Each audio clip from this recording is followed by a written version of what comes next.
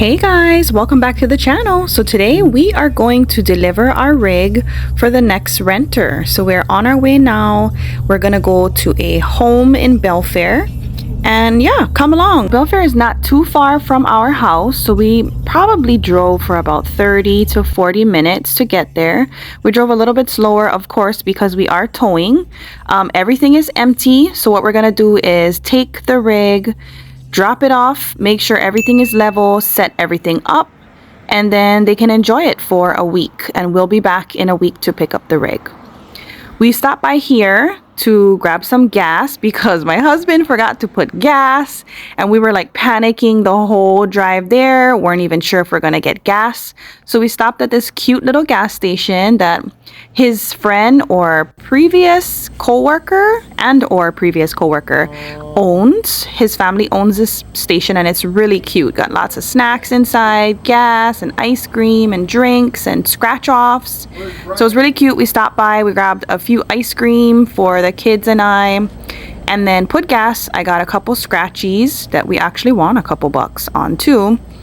Put some gas, and then we're gonna head off. We're only about, I don't know, 10 minutes away from Belfair State Park at this point, and then we can go deliver and set up. So this is what I got.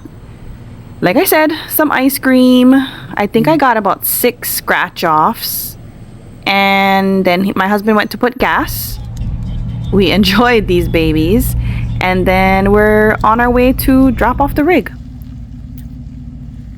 We did get a little bit lost, so we passed the house that we needed to deliver the rig to, and we ended up coming back, circling around, and returning to the correct address. And look at this beautiful property, you guys.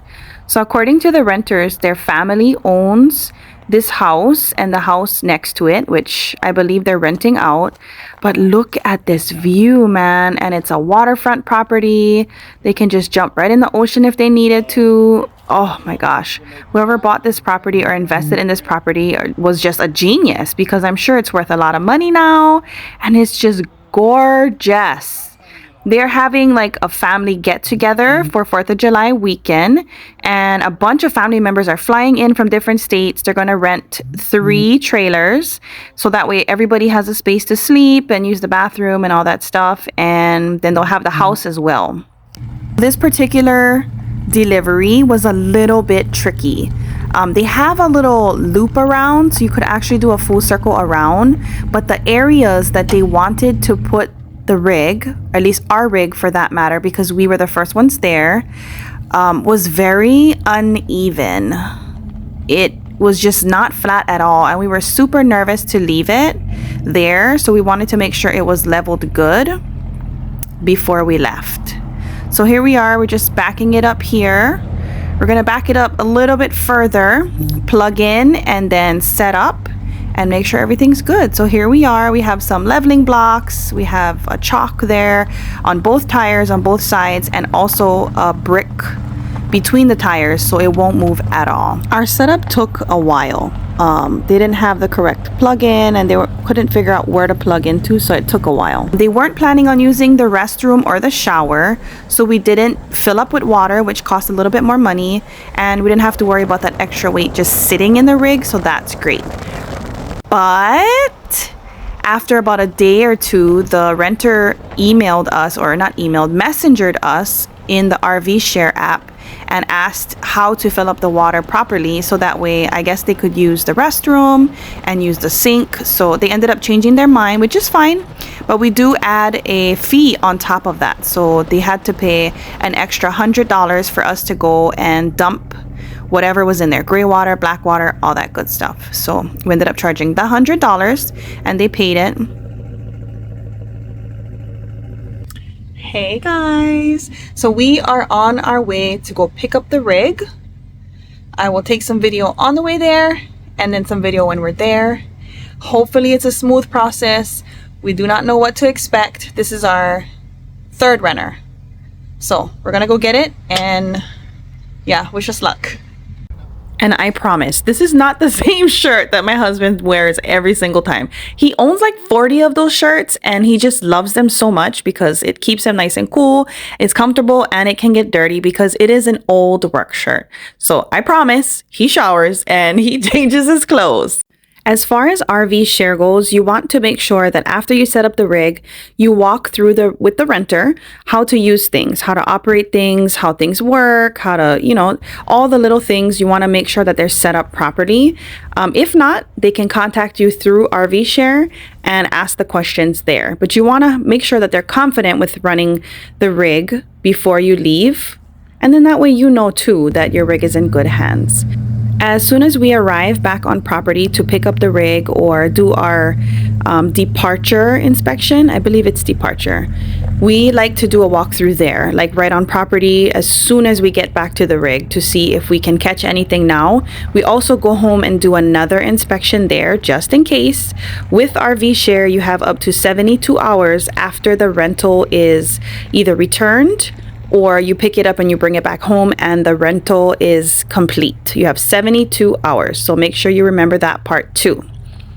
When you do work with Rvshare, they require you to take pictures after the renter either has returned the rig or you picked it up and the rental is over. So make sure you take lots of pictures, guys, because the pictures, they protect you as an owner. You want to make sure you detail and document everything and that you can prove if anything is broken, missing, etc.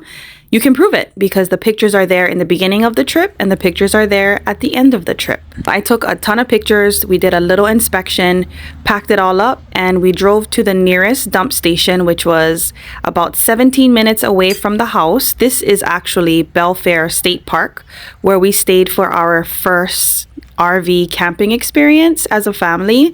It is $5 to dump here. We called in advance to make sure they were open, they were accepting people to dump, and how much it cost. So it costed us $5. We were very new. We've never dumped at Belfair State Park, so it took us a little bit and we kind of held up the line. There was one girl waiting a while, so we did apologize and tell her, you know what, we're so sorry, we're like really new at this, and then we're having some technical difficulties because our water hose would not reach where we needed it to reach for the sprinkler, so we could use the sprinkler inside the tank and wash out the remaining gray water, black water, etc. So we took a while, but we got it done. We ended up moving the rig from where it's at now a lot more forward, plugging it in again, and then continue to rinse, and it's pretty much empty at this point. And after this, we just end up driving home. I do my sanitization. I take all of the sheets and pillowcases. I make sure I wash them in hot water.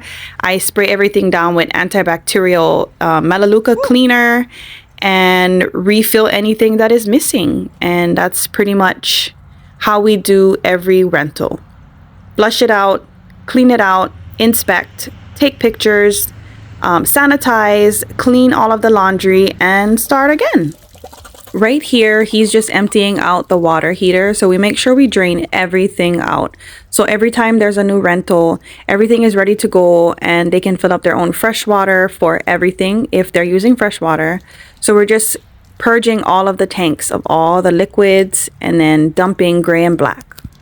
We always let the renters know before the rental that if they're going to rent and the tanks come back anything but empty, they will be charged $100.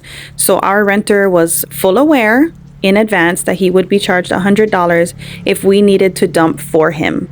We also took pictures of the panel as soon as we arrived back on property to pick up the rig to prove that when we picked it up, it was full, and then they can be properly charged through Rvshare. Upon inspecting at home, we realized that one of the stabilizer jacks were bent from this rental.